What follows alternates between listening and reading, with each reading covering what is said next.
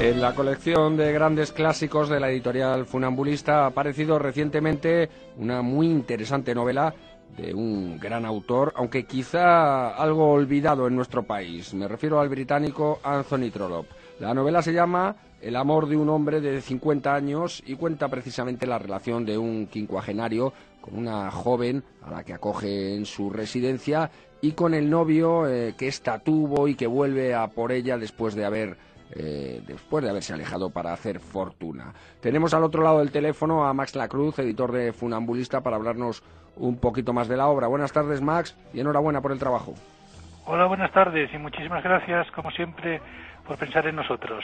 Bueno, un grande de la literatura, Trollope, pero que, como yo digo, yo creo que ha sufrido algunos altibajos, ¿no? A la hora de recuperar su obra. Tuvo una época, él en vida fue un autor muy conocido, luego se le olvidó un poco, luego se le recuperó, y en nuestro país no tiene el gancho que tienen otros autores de esta época, ¿no? Sí, sin duda. Es un autor de estos un poco guadiana, como bien dices. Tuvo muchísimo éxito en su momento en Inglaterra, también en Estados Unidos, pero sobre todo en Inglaterra. Luego cayó un poco en el olvido y luego ya a mediados y hacia finales del siglo XX volvió a recuperarse con mucha fuerza en el ámbito anglosajón. En España, pues un poco lo mismo, pero en paralelo y en tono menor, ¿no? Es decir, tuvo su momento hace bastantes años y ahora últimamente vuelve a interesar. Es realmente un escritor notable. Quizá haya quedado un poco aplastado por Dickens y por Henry James y Wilkie Collins incluso, ¿no?, que son contemporáneos, o Jane Austen, que un poco también le hace sombra. De hecho, algunas de sus novelas se interpretan dentro de la crítica especializada como guiños o alusiones a las novelas de Jane Austen. Fue un autor de una obra muy prolija, muy abundante, y que también sufrió un poco los palos de la crítica por ello. Yo creo que al igual que Dickens, ¿no? Que parece que no les perdonaban que escribieran mucho. Lo típico del autor de gran éxito popular, que, bueno, siempre molesta a ciertas capillas, ¿no? Pero en Inglaterra lo han tenido, a pesar de todo, bastante claro.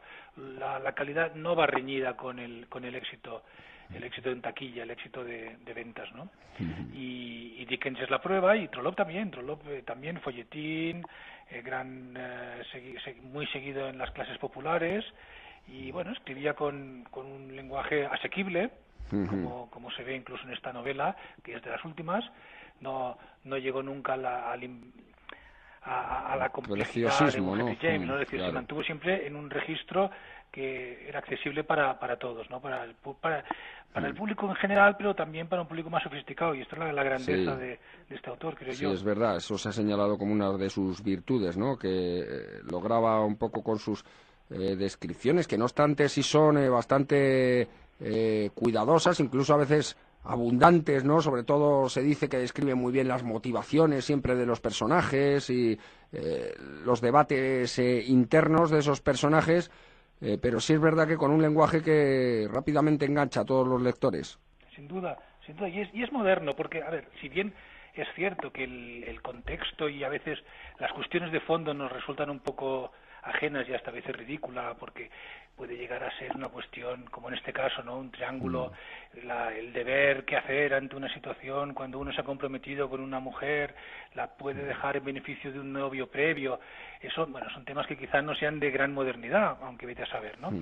Pero el mero hecho de cómo lo trata, la cuestión psicológica, pues no está muy lejos de un Javier Marías, por ejemplo, ir dándole vueltas a el porqué de las cosas, a cómo las percibimos, cómo creemos que las percibe el otro.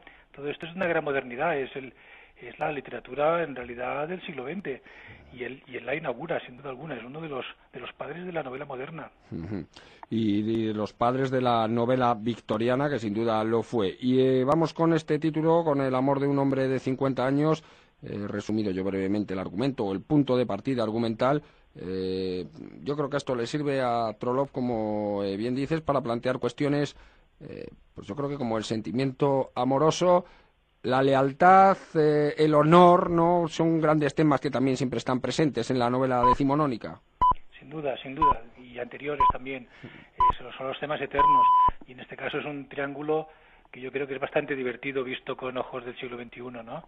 Es decir, un señor mayor que en realidad en el título de la novela he hecho un poco trampa como editor, porque el título no es El amor de un hombre de 50 años, sino que es An Old Man's Love, que literalmente sería el amor de un hombre mayor o viejo. Sí.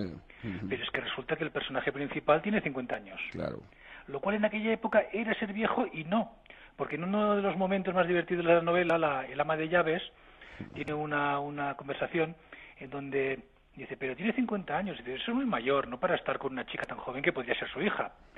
Y dice, hombre, para ser un hombre mayor y ser soltero sí es mayor, pero si estuviera casado con 50 años no sería un hombre mayor.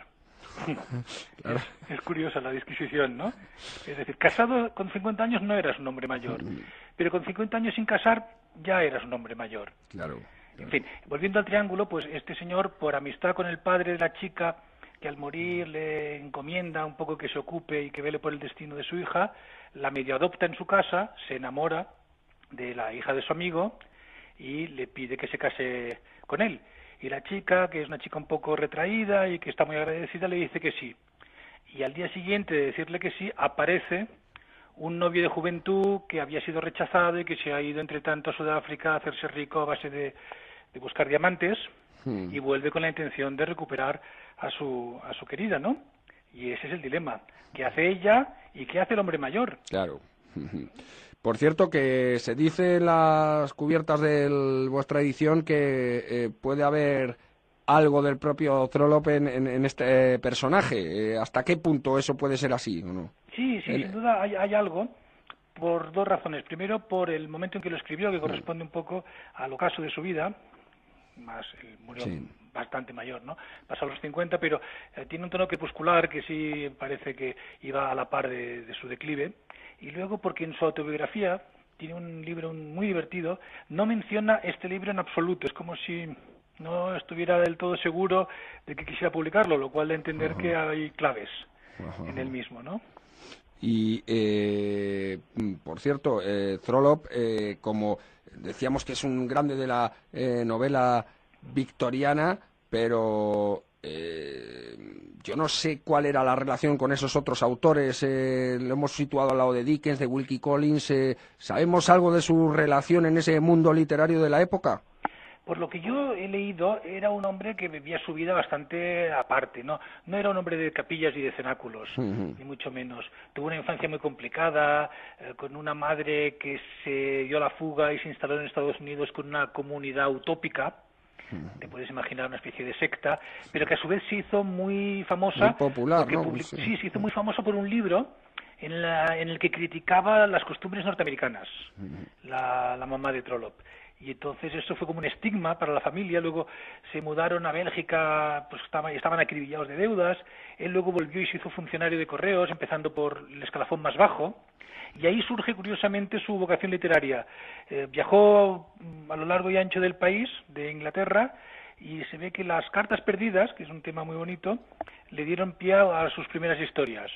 Se entretuvo mientras viajaba como en misión oficial, como funcionario de correos, armando sus primeras historias, y a partir de aquí surgió esa vocación que ya fue imparable, y son 50 novelas y todas de gran éxito en su momento. Parece que además tenía mucha facilidad para escribir. En algún momento eso lo alardeaba un poco de eso, que no tenía mayor secreto no escribir novelas, decía. Sí, eso molestó mucho a la crítica y a sus pares, supongo. Debía ser un poco genialoide el hombre, porque escribía con una facilidad, yo creo que apenas corregía, y probablemente escribía sobre la marcha sin clavar mucho las historias previamente. Es decir, tenía una idea vagamente, se ponía y al cabo de unas pocas semanas tenía armada una novela.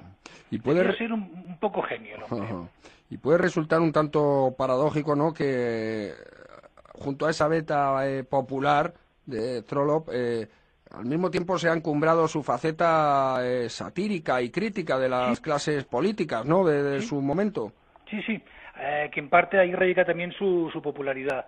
Le daba mucha estopa a la clase política y escribía unas novelas que eran transparentes, eran sátiras del momento político y social, ¿no? Esto es de mucho mérito porque vivimos... Y en definitiva trasladado a toda la sociedad victoriana.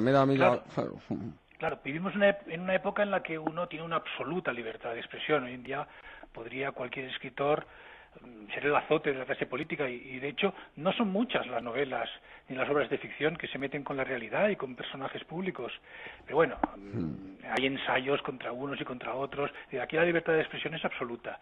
Pero hay que situarse en un contexto en donde quizá no había una censura oficial, pero desde luego la Inglaterra victoriana nos podemos imaginar que no era un sitio, no era un paraíso de la libertad de expresión. Había una serie de fuerzas sociales y de filtros y de cortapisas y de autocensura, supongo, bastante importantes.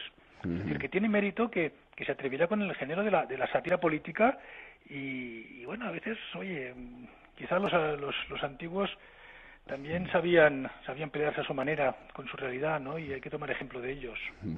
Y al margen de esta novela, del amor de un hombre de 50 años, de Anthony Trollope, no quería yo dejar pasar la oportunidad de hablar contigo con otro libro que habéis sacado recientemente, que es la obra de Marcel Proust, El asunto Lemoine, ¿no? Una historia también, una obra rara, ¿no? Una rareza en la producción de Marcel Proust, que está inspirada en un asunto real, en una historia real, y que además creo que fue el propio Proust, fue víctima de este escándalo, ¿no? Sí, esto es divertidísimo. Esto fue un escándalo real, una de las mayores estafas de la época, consistente en que un estafador se inventó un sistema de lo más burdo y chusco para convertir trozos de carbón en diamantes.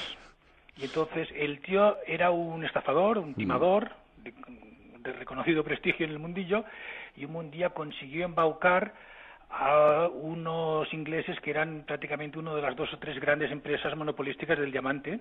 Les llevó a una especie de taller que tenía en Francia, que había construido, y con un sistema de engañándolos con trucos visuales, pues metía unas piedras, unos trozos de carbón y salían unos diamantes como un puño prácticamente. Y entonces los engañó, les pidió mucho dinero, estos, temiendo que se iba a derrumbar el mercado del diamante, se asociaron con él para patentar el invento, sobre todo para que el invento no se lo pudiera llevar nadie y poder seguir disfrutando del monopolio que tenían en los diamantes en Sudáfrica, ¿no? Era una empresa radicada en Londres y de raíz neerlandesa. Y entonces fue un escándalo tremendo porque afectó incluso a la sociedad, a la gran sociedad francesa, que tenía títulos en esa compañía diamantera, ¿no? Y pues, por lo visto Proust tenía algunos bonos, algunos títulos. Proust también picó, luego... Picó. Y entonces fue comidilla en la crónica judicial durante muchos meses y no años. Se habló y se comentó mucho el asunto de Lemoine, el estafador este. Y entonces, como ejercicio de estilo y un poco para ejercitarse y dar sus primeros pasos, o por humorada simplemente, porque yo creo que al principio fue una cosa de un reto y le ofrecieron publicarlo en el Figaro y él dijo, bueno, adelante. Empezó a hacer unas crónicas sobre el juicio del estafador que se estaba celebrando en esos momentos, pero a la manera de diferentes autores de la época muy conocidos. Esa es la gracia, ¿no? Precisamente del libro, ver a un Proust... A la manera de Flaubert, a la manera de Balzac, etcétera, ¿no? De los Goncourt... Es un predecesor, se comenta, de los ejercicios de estilo de Gemón que no. Claro, porque es la misma historia, pero contada de una manera tan diferente cada vez que parece otra historia. Y esto nos permite, además, ver a un Proust alejado del estilo literario que le ha hecho famoso, ¿no? Sí, porque en realidad es el Proust menos Proust que ha habido nunca, ¿no? Claro, es el anti-Proust, efectivamente. Es el anti-Proust. Solo le hubiera faltado, y habría sido el broche de oro, hacer a la manera del propio Proust. Pero es que en aquel entonces todavía él no era el Proust de la búsqueda del tiempo perdido. Es un ejercicio un poco de juventud. Pero bueno, sí, él se lo pasó muy bien. Y hoy en día, pues, tiene la gracia de la curiosidad y sobre todo el descubrir esa estafa tan surrealista que nos parece como inverosímil que tanta gente pudiera haber caído en una cosa tan chusca, ¿no? Bueno, pues el asunto Lemoine es esta obra extraña donde las haya, escrita por Marcel Proust y que cuenta, como bien dice su editor Max Lacruz, la historia de un escándalo, de una estafa en la que incluso el propio Proust se halló inmerso. Y por otro lado, la estupenda novela El amor de un hombre de 50 años de Anthony Trollope, que también ha editado en grandes clásicos, Funambulista. Max Lacruz, muchas gracias por atendernos, por explicarnos algunas cositas y que vaya todo muy bien. Un fuerte abrazo. Hasta una próxima ocasión. Muchas gracias.